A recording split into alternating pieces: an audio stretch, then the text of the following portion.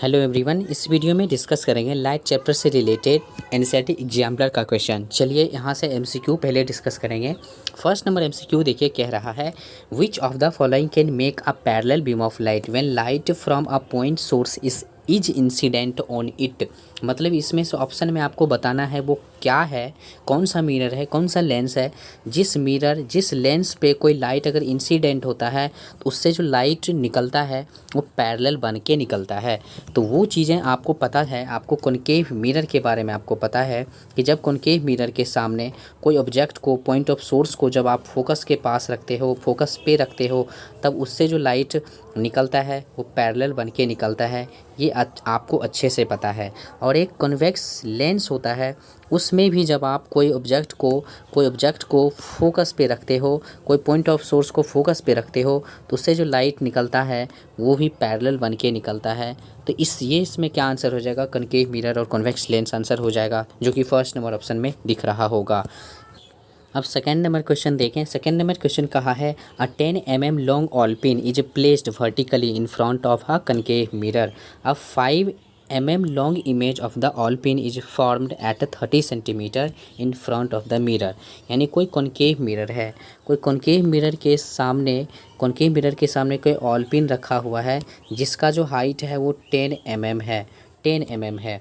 अब वो कहा है कि 10 mm आलपिन का जो इमेज बना है कहीं पे 30 सेंटीमीटर पे इमेज बना है, जो कि इमेज का हाइट भी ये दे रखा है कितना, तो ये इमेज का हाइट दिया है यहाँ पे 5 mm। तो आप यहाँ पे सोच रहे हैं कि ये इमेज क्या नीचे बना है? ऑफ कोर्स नीचे बना है, क्योंकि अगर यहाँ पे फ्रंट में कोई कनकेव मिरर के इस फ्रंट वाले रीजन में इमेज बना है तो जाहिर है कि वो नीचे ही इमेज बनेगा। अब नीचे बना है कितना हाइट का, 5 mm का। ऑलपिन का हाइट कितना था, 10 mm का। ये इमेज कितने दूर पे बना था, तो 30 सेंटीमीटर पे बना था। यहाँ तीन चीज़ें आपको दिया हुआ है, क्या, तो ऑब्जेक्ट का हाइट दिया है तो वो प्लस 10 mm हो जाएगा। अब देखो भी इमेज का डिस्टेंस लेफ़्ट साइड में है तो ये इमेज डिस्टेंस माइनस में होगा, -30 सेंटीमीटर दिया हुआ है। देखो यहाँ पे इमेज का हाइट माइनस में होगा क्योंकि नीचे बना है तो हाइट माइनस में होगा, तो HI का वैल्यू -5 mm हो जाएगा। अब यहाँ से आपको क्या निकालना है, यहाँ से पूछा है ये फोकल लेंथ इस मिरर का क्या होगा, तो फोकल लेंथ पूछा है। तो ध्यान से देखो यहाँ पे सबसे पहले यहाँ पे फोकल लेंथ निकालने के लिए आपको दो चीज़ें ज़रूरी पड़ेगा, यू और भी। लेकिन इस क्वेश्चन में भी दिया है -30 सेंटीमीटर, यू नहीं दिया हुआ है। पहले यू फाइंड करें। यू फाइंड कैसे होगा, एम से। M is equal to -v/u होता है मिरर के लिए, और इतना HI/HO भी होता है। तो HI/HO आपको पता है, भी पता है, यहाँ से u निकाल लेंगे। जब आपको u निकल जाएगा तो u और v का हेल्प लेकर f हाफ निकाल लेंगे बाय द मिरर फार्मूला से, 1/f is equal to 1/v plus 1/u से। तो f का वैल्यू जो आएगा यहाँ पे -20 सेंटीमीटर आएगा। लेकिन एक चीज़ और मैं लास्ट में बताना चाहूँगा, 10 mm को सेंटीमीटर में चेंज कर लेंगे तो 10 mm मतलब 1 सेंटीमीटर होता है, तो 5 mm हो जाएगा 0.5 सेंटीमीटर। तो ये सेंटीमीटर वाला वैल्यू आप पुट करेंगे, ये HO है, ये HI है। अब क्वेश्चन नंबर 3 पे चलते हैं। क्वेश्चन नंबर 3 कहा है under which of the following conditions a concave mirror can form an image larger than the actual object. मतलब आपको ये पता है ऑलरेडी कि जब कनकेव मिरर में ऑब्जेक्ट को फोकस और सेंटर ऑफ कर्वेचर के बीच आप रखते हो तो उसका इमेज कैसा बनता है, मैं आपको दिखाता हूँ। जब आप इंसिडेंट करवाते हो कनकेव मिरर पे तो पहला काम ये फोकस से गुजरता है। उसके बाद क्या होता है, जब आप पोल पे इंसिडेंट करवाते हो लॉ ऑफ रिफ्लेक्शन के तहत ये रिफ्लेक्ट करेगा, और देख लो यहाँ पे कट हो गया। मतलब जब यहाँ पे कट हुआ तो इमेज यहाँ बन गया। तो यहाँ पे आप क्या देखो, मान लो यहाँ 5 मीटर का ऑब्जेक्ट था तो यहाँ लगभग हम ये कह सकते हैं कि 10 मीटर के अप्रॉक्स ये इमेज का हाइट बना है। तो ये कहना चाह रहे हो कि ये ऑब्जेक्ट में देखो, जब आप सेंटर ऑफ कर्वेचर और फोकस के बीच ऑब्जेक्ट रखे हो तो इस एक्चुअल ऑब्जेक्ट के हाइट से लार्जर इमेज बना है। तो आंसर क्या होगा, आप ऑब्जेक्ट को कहाँ प्लेस करोगे, तो सी नंबर ऑप्शन देखो, when object is place between the focus and centre of curvature. तो आई होप कि सी नंबर आंसर होगा। अब क्वेश्चन नंबर 4 पे चलते हैं। क्वेश्चन नंबर 4 कहा है फिगर 10.1 यहाँ पे फिगर है, shows a ray of light as it travels from medium A to medium B. यानी कोई लाइट रे मीडियम ए से मीडियम बी में ट्रैवल कर रहा है, आपको दिख रहा होगा इस फिगर में। अब कहा है refractive index of the medium B relative to medium A क्या होगा। तो आपको पहले ये पता होना चाहिए कि रिफ्रैक्टिव इंडेक्स को अगर हम एन से डिनोट करें तो एन आपका रिफ्रैक्टिव इंडेक्स हो गया, लेकिन मीडियम ए के लिए रिफ्रैक्टिव इंडेक्स का डिनोटेड होगा एन ए, मीडियम बी के लिए रिफ्रैक्टिव इंडेक्स का डिनोशन हो गया एन बी। तो ये पूछा है एन बी का वैल्यू क्या होगा एन ए के कंपेरिजन, मतलब कि refractive index of medium B क्या होगा एन ए यानी refractive index of medium A के कंपेरिजन में, यानी N B divided by n A का वैल्यू पूछा है। आप स्नेल्स लॉ लगाएंगे, n B divided by n A किसके इक्वल हो जाएगा स्नेल्स लॉ के accordingly, sine i divided by sine r हो जाएगा। अब यहाँ पे आई क्या है एंगल 60 है, आर क्या है 45 है, तो पुट करेंगे साइन 60 डिवाइडेड बाय हो जाएगा साइन 45। अब इसको सोल्यूशन आप करेंगे तो आपका आंसर आ जाएगा √3 डिवाइडेड बाय √2। क्वेश्चन नंबर 5 पे चलते हैं। क्वेश्चन नंबर 5 कहा है a light ray enters from medium A to medium B as shown in the figure. यहाँ पे आपको दिख रहा होगा, तो the refractive index of the medium B relative to a A will be, यानी यहाँ पे भी मीडियम ए से मीडियम बी में लाइट इंटर कर रहा है, तो यानी N B divided by N A का वैल्यू पूछा है क्या होगा।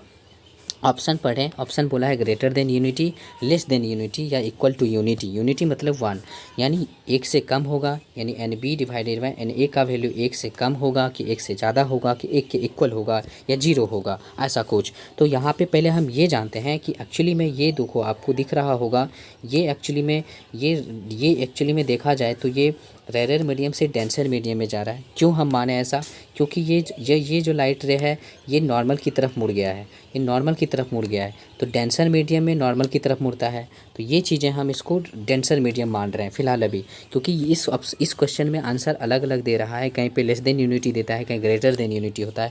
लेकिन मैं आपको यहाँ पे बता रहा हूँ कि अगर ये लाइट इंटर कर रहा है और ये नॉर्मल की तरफ मुड़ा है तो इसका मतलब ये डेंसर मीडियम है, ये रेयर मीडियम है। अब यहाँ पे क्या करना है, n B divided by N A का वैल्यू आपको पता है वेलोसिटी के केस में भी ए डिवाइडेड बाय भी बी हो जाएगा। क्यों, क्योंकि रिफ्रैक्टिव इंडेक्स वेलोसिटी के रेसिप्रोकल होता है। अगर यहाँ एन बी है तो यहाँ भी ए हो जाएगा, यहाँ एन ए है तो यहाँ भी बी हो जाएगा। अब आप बताओ डेंसर मीडियम में मतलब कि भी बी का वैल्यू, डेंसर मीडियम में मतलब भी बी का वैल्यू कम होगा, क्योंकि यहाँ पे डेंसर मीडियम है तो डेंसर मीडियम में वेलोसिटी लाइट का कम हो जाता है। अब यहाँ पे रेयर मीडियम में भी ए का यानी भी ए, रेयर मीडियम में वेलोसिटी भी ए, तो भी ए का वैल्यू यहाँ पे ज़्यादा है भी बी के कंपैरिजन में, यानी कहने का मतलब ये हुआ कि भी ए डिवाइडेड बाई भी बी जो है ये 1 से ज़्यादा है। क्या है, 1 से ज़्यादा है। अगर जब ये रेशियो 1 से ज़्यादा है इसका मतलब n B divided by n A भी 1 से ज़्यादा होगा, यानी आपने समझ लिया कि ग्रेटर देन यूनिटी होगा इसका रेशियो। 6 नंबर क्वेश्चन देखो, 6 नंबर क्वेश्चन कहा है beams of a light are incident through the holes A and B, यानी आपको पता है ये ए एंड बी होल्स यहाँ पे है, तो वही होल से देख लो कोई यहाँ पे चीज़ें हैं यहाँ पे जो कि यहाँ पे इंसिडेंट हुआ है, यहाँ पे इसमें अंदर जा रहा है। फिर क्या हुआ है एट इमर्ज आउट, ये इमर्ज हो रहा है, देख लो सी और डी से इमर्ज हो रहा है, यानी बाहर निकल रहा है out of the box through the hole C and D. अब देखो respectively as shown in the figure which of the following could be inside the box, यानी ये क्या है एक्चुअली में, ये बॉक्स है क्या। तो आपको अच्छे से पता है कि रेक्टेंगुलर ग्लास स्लैब में जितने एंगल से लाइट उस पर इंसिडेंट होता है कुछ एंगल से वो उतने ही सेम एंगल से बाहर निकल जाता है। यानी आपको देखो ये पैरेलल आया है तो पैरेलल निकला भी है, यहाँ पे भी पैरेलल आया तो पैरेलल निकला भी है, लेकिन थोड़ा सा अपना जगह चेंज कर लेता है, सीधा नहीं निकल जाता है, क्योंकि ये अगर रेयर मीडियम है तो डेंसर मीडियम है, तो कुछ रिफ्रैक्शन होता है लेकिन निकलता है, इमर्ज होता है, जितने एंगल से इंसिडेंट होता है उतने एंगल से इमर्ज भी होता है। तो ये एक्चुअली में है क्या, रेक्टेंगुलर ग्लास स्लैब है, ए नंबर आंसर होगा।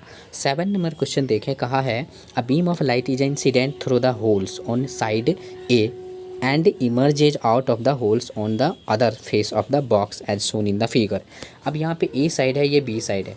अब देख लो यहाँ पे इंसिडेंट हुआ है, सारे लाइट यहाँ पे पैरेलल इंसिडेंट हुआ है, लेकिन बी के साइड में देखो सारा लाइट जो है यहाँ पे क्या हुआ है, डाइवर्ज हो गया है।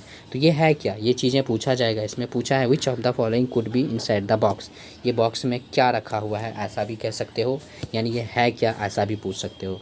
तो यहाँ पे एक्चुअली में आपको पता है कि जब लाइट रे यहाँ पे पैरेलल प्रिंसिपल एक्सिस के पैरेलल आता है तो कौन सा ऐसा चीज़ें हैं जो कि उसको डाइवर्ज कर देता है। आपको अच्छे से पता है कनकेव लेंस, कनकेव लेंस में क्या होता है, कनकेव लेंस में याद करें, कनकेव लेंस में क्या होता है कि पैरेलल बीम ऑफ लाइट जब आता है उस पर तो वो डाइवर्ज कर देता है लाइट रे को, तो इसीलिए यहाँ पे कनकेव लेंस होगा। क्यों, क्योंकि लास्ट में इसने डाइवर्ज कर दिया लाइट को। नेक्स्ट क्वेश्चन पे चलते हैं, which of the following statements is true. अब देखो यहाँ पे a convex lens has a 4 dioptre power having a focal length 0.25 metre, यहाँ पे कौन सा स्टेटमेंट्स ट्रू है। तो यहाँ पे ध्यान से देखो, यहाँ पे कॉन्वेक्स लेंस यहाँ पे है 4 डायोप्टर का, तो क्या उसका फोकल लेंथ 0.25 मीटर होगा। तो देख लेते हैं, पावर ऑफ फोकल लेंस होता है 1/f इन मीटर।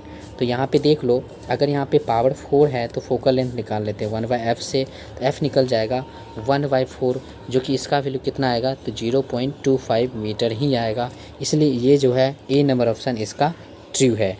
तो आई होप कि आपने ये समझा कि क्वेश्चन कैसे पूछा जाता है एनसीईआरटी एग्जाम्पलर से। Thank you so much video देखने के लिए।